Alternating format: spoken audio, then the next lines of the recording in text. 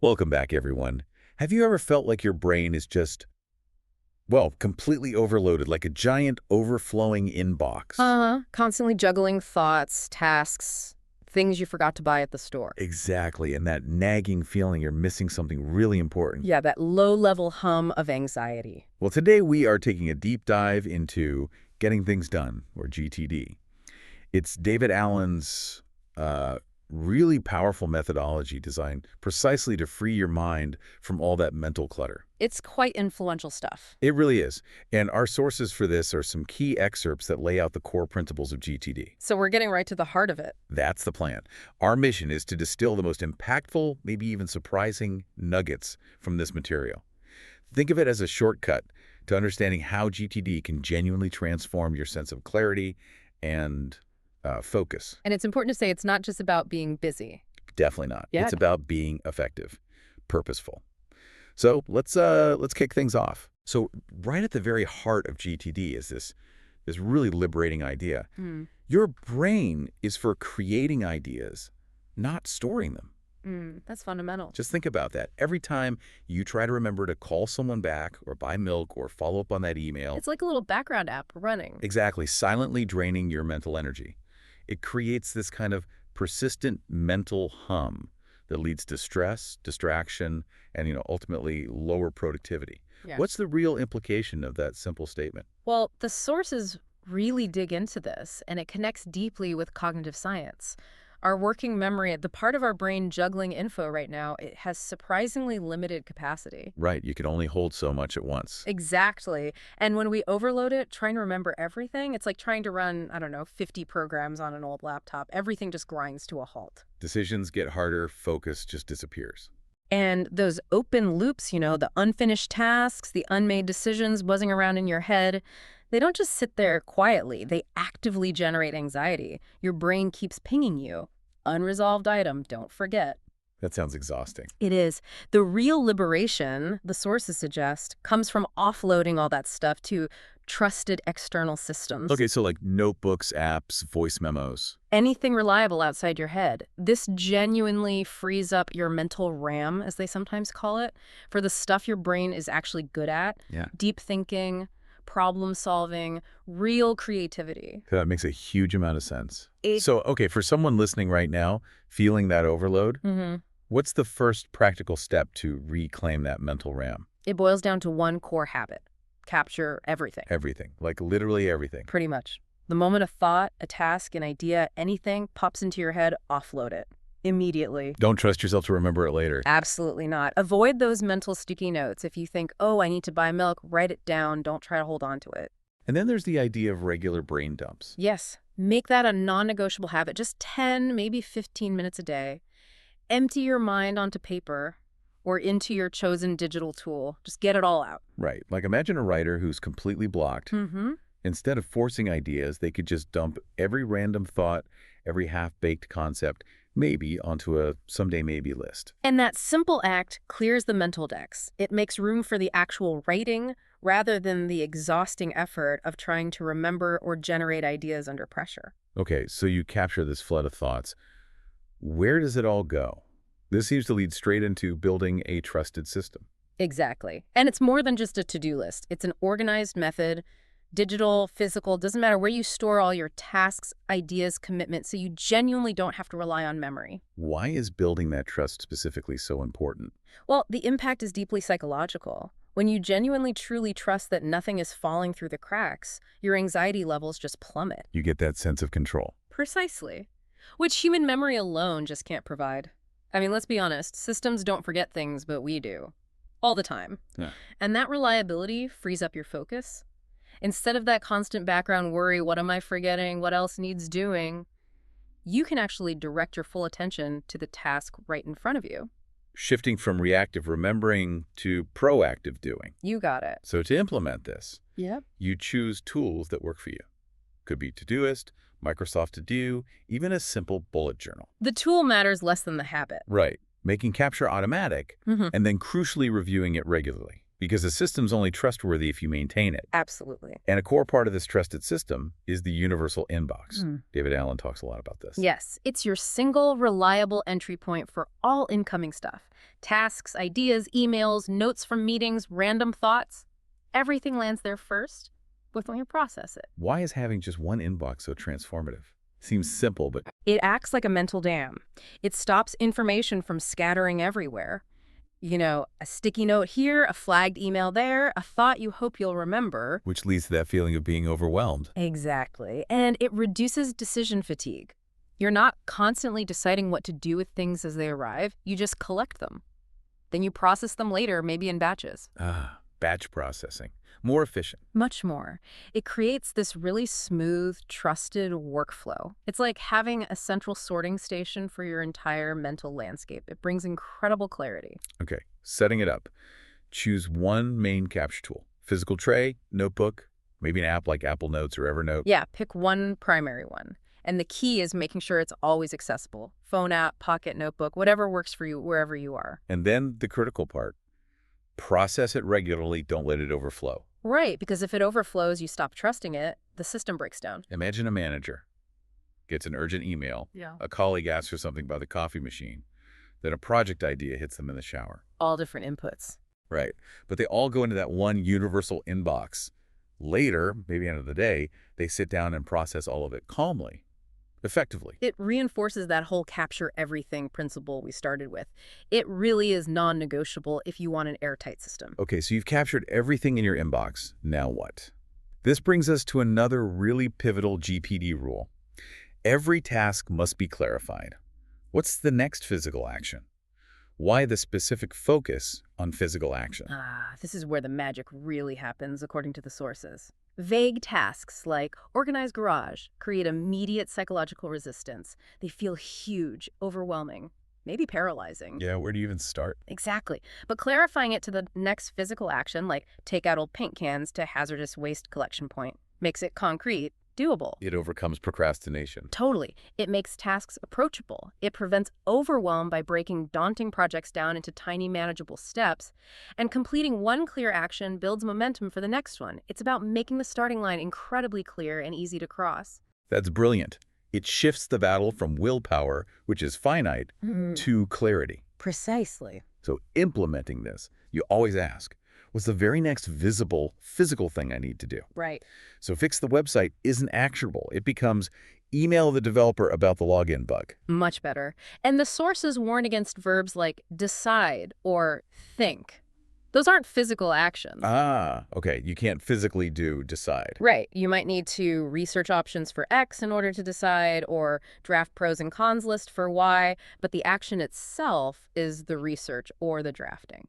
Got it. So like write report, that's too big. Way too big. Clarify it into open Google Docs for report, then maybe draft outline for report, then gather research notes for section 1. Exactly. Step by tiny step. And this links directly to defining goals clearly too, doesn't it? Yeah. Asking, what would done look like? Yes. Moving from vague intentions to concrete outcomes. So instead of write more, which is fuzzy, it becomes publish one blog post every week. Actionable, measurable. Or organize garage becomes specific projects like donate old clothes by Saturday and assemble and install a new shelving unit for tools. Clear endpoints. GTD also brings this fundamental shift, moving away from traditional time management. Block scheduling every minute. Which often falls apart by 10 a.m. Right. GTD shifts to action management. It's about doing the right task at the right time, based not just on the clock, but crucially on your energy levels. Why is managing actions, not just time, so revolutionary? Well, the sources really emphasize this. Time is fixed, right? 24 hours in a day. But our energy, our attention, our context, where we are, what tools we have, those fluctuate constantly. So true. Some mornings I'm sharp, other afternoons I'm useless for deep work. Exactly. Rigid schedules ignore that reality. You might be way more creative first thing, more analytical later. Priorities shift unexpectedly. Urgent things pop up. So trying to force a task when your energy isn't right. It's just frustrating, inefficient. This approach acknowledges reality. It makes productivity less about brute force, more about intelligently using your actual resources, energy, focus, context as they ebb and flow. Okay, so implementing this means actually paying attention to your own energy patterns. Yeah, noticing when you're best suited for certain types of work. Like, schedule creative writing for when you feel freshest. Maybe save answering routine emails for when your energy dips. Right, and this ties directly into using context lists.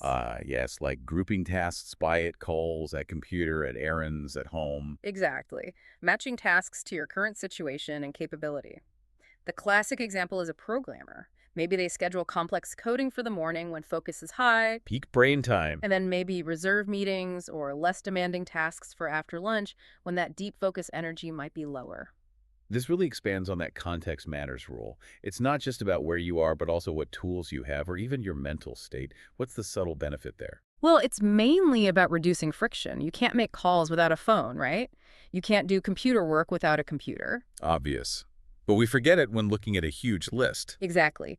By filtering your lists by your current context, say you're at your desk with your computer, you only see tasks that are actually doable right now. Instead of being overwhelmed by the 50 other things you can't do at that moment. That's precisely. It respects your energy, sure, but it also just makes things feel immediately more manageable. It creates that sense of, okay, I can do these. So practical implementation. Tag your tasks at home, at office, at online, at phone, whatever makes sense. Then filter your list based on where you are or what you have available. Yeah. And the classic example, you're unexpectedly stuck waiting at the DMV for an hour. Ugh, dead time. But wait, you pull out your phone, filter for your at-phone context list, and suddenly you can knock out 5 calls you've been putting off. Turns dead time into productive time. Nice. And building on that efficiency, the sources strongly push for batching similar tasks together. Oh yeah, this is a big one. Grouping all your calls or all your emails or all your errands. Why is batching so impactful? It feels intuitive, but It saves a huge amount of cognitive energy. The sources point to research on context switching, that mental gear shift when you jump between different types of tasks. like going from writing a report to answering emails to making a call. Exactly. That switching isn't free. Studies suggest it can take, 20 minutes or more to fully regain deep focus after an interruption or a switch. Wow, that adds up. It really does. Batching avoids that mental tax. You save time by staying in the same mode like email mode or phone call mode. You deepen focus because you're allowing longer, uninterrupted blocks. And of course, it streamlines logistics. Like running all your errands downtown in one go instead of 5 separate trips. Precisely. Way more efficient. So implement this with time blocks maybe. Like 9.000, 10 on the low 00, process all emails. Yep. Or location batches. Do all downtown errands Tuesday afternoon. Simple but effective. Okay, let's dive into the essential GTD lists themselves and how they work together. First up, projects are anything with more than one step. Track them. Seems obvious, but many people don't explicitly track projects. Right. We all have projects big or small. Why is tracking them in a dedicated list so critical? The main reason, according to the sources, is simply to stop multi-step outcomes from stalling out or just falling through the cracks completely. Which happens all the time. All the time. Without a clear projects list, it's so easy to forget a crucial step or just feel perpetually overwhelmed by the sheer number of things going on. Tracking them gives you clarity, you see the big picture, but you can still manage each one by defining its next action. Takes you from that vague, ooh, so much to do feeling to, okay, here are my active projects. Exactly. So implementation. Keep a master list of all your projects. And every project on that list must always have at least one concrete next action defined for it. That's the key linkage. And here's the crucial part. You absolutely must review this list weekly to make sure no project is stuck waiting for a next action. That weekly review again. We'll come back to that. Yeah, so like a renovate kitchen project isn't just on the list. It has next actions like call contractor for initial quote or research countertop materials online. Makes sense. Keeps it moving. Okay, next list, or rather tool. Your calendar is sacred. Only time-specific tasks go there. What's the big mistake people make with calendars? The biggest mistake is treating the calendar like just another to-do list. Shoving everything on there. Yeah, stuffing it with wishful thinking tasks they hope to do on Tuesday, but that don't actually have to happen at a specific time on Tuesday. Which just creates this false sense of urgency and overwhelm. Totally. The sources are really clear. Your calendar is only for things that have a hard landscape. Appointments, meetings, actual deadlines. Things that happen at a specific time or on a specific day or are due then. Got it. Hard edges. Exactly. By keeping it sacred, just for those time-specific commitments, you set clear boundaries. You prevent stress from a calendar that looks impossibly packed with stuff that isn't actually time-bound. And you ensure you actually show up when and where you need to. So calendar gets dentist appointment 3 p.m. Wednesday, team meeting 10 a.m. Thursday, Project Alpha deadline Friday EOD. Yes. It does not get work on report. Think about strategy. Right. Unless you specifically block out time, like 9:11 a.m. Wednesday, focused work block for drafting report. Then it's a specific commitment of time. Okay. That makes sense. So where do those flexible tasks like write report go? They go on your next actions list, which, according to GTD, is your real to-do list. Okay. The immediate concrete steps you can take. How is this different from the horrible, overwhelming traditional to-do list? Its power lies in its focus on execution. It's not a dumping ground for vague ideas. Every single item on a proper next actions list is a clear physical action you can take now or as soon as the context is right. Which drastically reduces procrastination, right? Yeah. Easier to start something small and concrete. Much easier. And crucially, it integrates perfectly with the context idea. You filter this list. Okay, I'm at my computer, show me at computer tasks. I'm heading out, show me at errands. It makes your actionable options immediately clear. So implementing it, break down bigger tasks, plan trip, into their very next physical step, book flight, then later research hotels. Yes. And organize or tag them by context, at computer, at errands, at home, at calls. So instead of a messy list, you see clear, doable things like call Alex project update at phone or draft proposal outline at computer. Exactly. Actionable clarity. And one more key list, Yeah. the waiting for list. This is for tracking tasks you've delegated to others. What role does this play?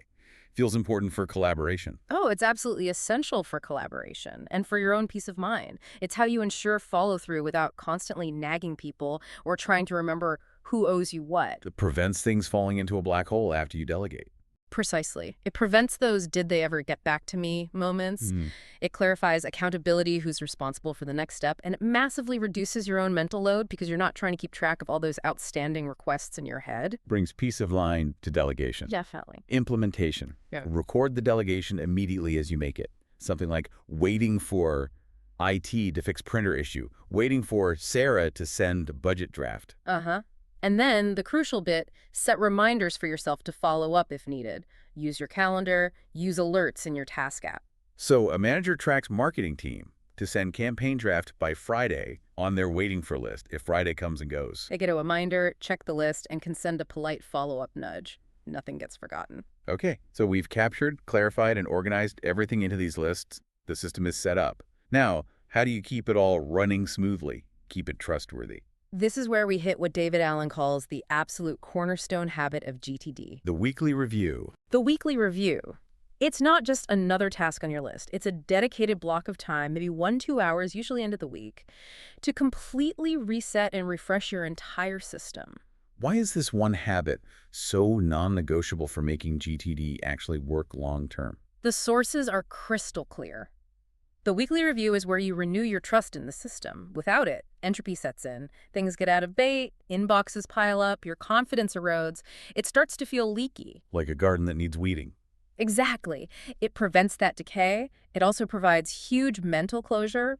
Reviewing all your commitments, open loops, projects, it clears out that background anxiety about potentially forgotten things. Lets you head into the weekend feeling clear. Right. And maybe most importantly, it ensures alignment. It's your dedicated time to step back and ask, are my daily actions actually moving me towards my bigger goals, or am I just reacting? It's like a system reboot for your brain and your productivity system. Perfect analogy. So implementation, schedule it Friday afternoon, Sunday evening, whatever works, and protect that time fiercely. Treat it like an important appointment. Because it is. And then follow a specific sequence, usually something like, get all your inboxes, physical and digital, to 0.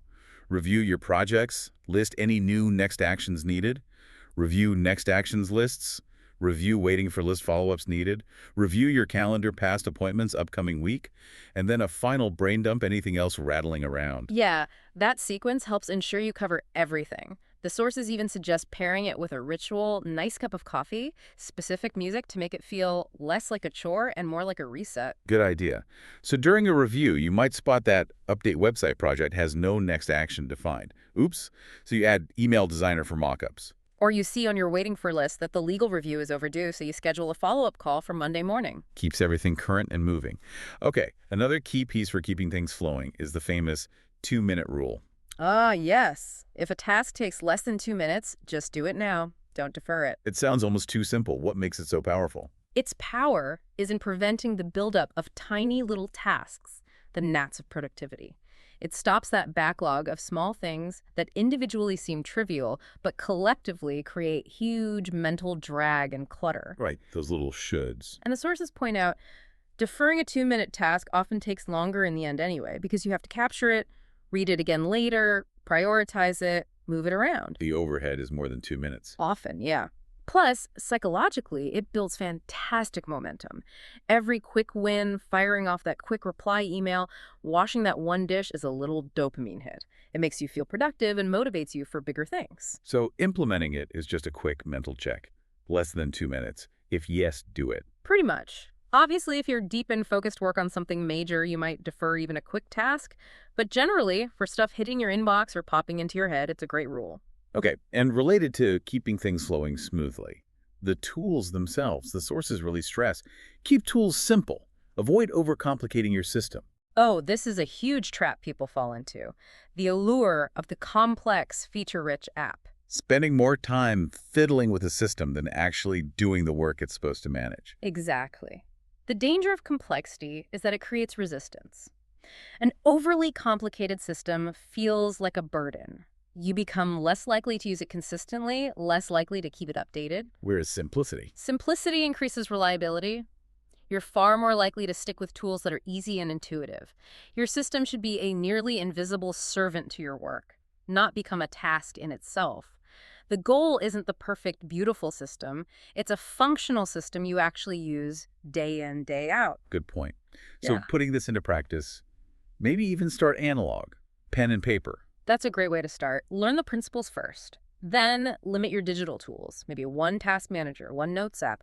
Don't try to juggle 5 different things. And avoid perfectionism. Absolutely. A good enough system that you use consistently is infinitely better than some theoretically perfect system you abandon after a week because it's too much effort. Like the writer who ditches Notion, Trello, and Evernote, and just finds peace with Apple Notes and a paper notebook. Simplicity wins. And visually related to simplicity, the sources emphasize. A clean desk and inbox help you think clearly. Yeah. Why does our physical and digital environment matter so much for our headspace? The connection is surprisingly direct. Visual calm fosters mental calm. Clutter isn't just messy. Studies show it's actually linked to increased stress, procrastination, because your brain is constantly processing all that unnecessary visual noise. Interesting. I feel that when my desk is chaotic. Right. And similarly, getting your email inbox to 0 isn't just about efficiency. It signals control. It gives you that assurance. Everything is seen, processed, handled. It removes that background hum of unprocessed stuff, allowing for deeper focus. So, practical steps. Keep only what you need for your current task on your desk, everything else filed or put away. Yeah, clear the decks. And commit to processing your email inbox to 0 daily, or at least regularly. Filing, deleting, replying, turning emails into tasks in your system. Right. A quick end-of-day routine. File the emails, toss stray notes into your physical inbox tray, maybe a quick wipe down of the desk. Small habits, big mental relief. Okay, finally, let's talk about the ultimate GTD mindset. It's captured in this really powerful metaphor. Use mind like water. Calm, ready, and reactive. What does that really mean? Beyond just being calm. It means that when you truly deeply trust your external system, your mind can respond to whatever comes its way with the effortless fluidity of water. Water adapts perfectly to any container, any force, without stress. Doesn't resist, just responds appropriately. Exactly. Your mind can be fully present in the moment, ready to engage, ready to pivot, because it's not bogged down by that internal chaos of trying to remember everything. It enhances flow because you're not preoccupied. It's about achieving this state of poised readiness, not just passive calmness. So achieving that mind-like water state really depends on building that unwavering trust in your system. Absolutely. If you know deep down that everything is captured and organized externally, you free up your internal processor to just respond calmly, appropriately, instead of panicking. Like your boss throws an urgent report request at you. Instead of mental scrambling, oh no, what else am I forgetting? You calmly check your system, see where it fits, block the time, and start drafting. You handle it. And this leads to busting a common myth, doesn't it? Being productive, being busy. GTD is really about clear, focused effort. Yes. This is such an important distinction. The trap of busyness. What's the subtle trap there? We all feel busy. The trap is that activity can feel like achievement, but often isn't. You can rush around all day answering emails, attending meetings, ticking off minor tasks, and yet at the end of the week realize you haven't actually moved the needle on your most important projects or goals. Lots of motion, little progress. Exactly. The source is stress that intentionality beats sheer activity every single time. GTD, especially through things like defining next actions and the weekly review, forces you to be more deliberate, to focus your precious energy on actions that truly align with your priorities. It's the difference between just doing things and doing the right things. So implementing this mindset, it comes back to that weekly review, doesn't it? Right. Regularly asking, is this task truly moving me towards my goals? Yes, and also learning the power of saying no. Saying no to tasks, requests, even meetings that don't align with your key priorities, even if they seem urgent in the moment. Like maybe declining that optional, low-priority meeting so you can protect the time needed to finish a really strategic proposal. Exactly. That's focused effort. So when you boil it all down, GTD isn't really about the specific app or notebook you use. Not at all. The tools are just containers. It's about building and, crucially, trusting a system outside your head so profoundly that your mind is finally free. Free to think, to create, to solve problems, to be fully present and engaged. And that freedom comes from those core practices. No. Capturing absolutely everything, clarifying the very next action, organizing it logically, and then reviewing it all relentlessly. It's a powerful framework. It really is. So maybe a final thought for everyone listening as you reflect on all this. What stands out to you as the one small step you could take, maybe even right now, to feel just that initial bit of relief, that first taste of clarity? Perhaps it's as simple as writing down that one nagging open loop you've been carrying around in your head all day.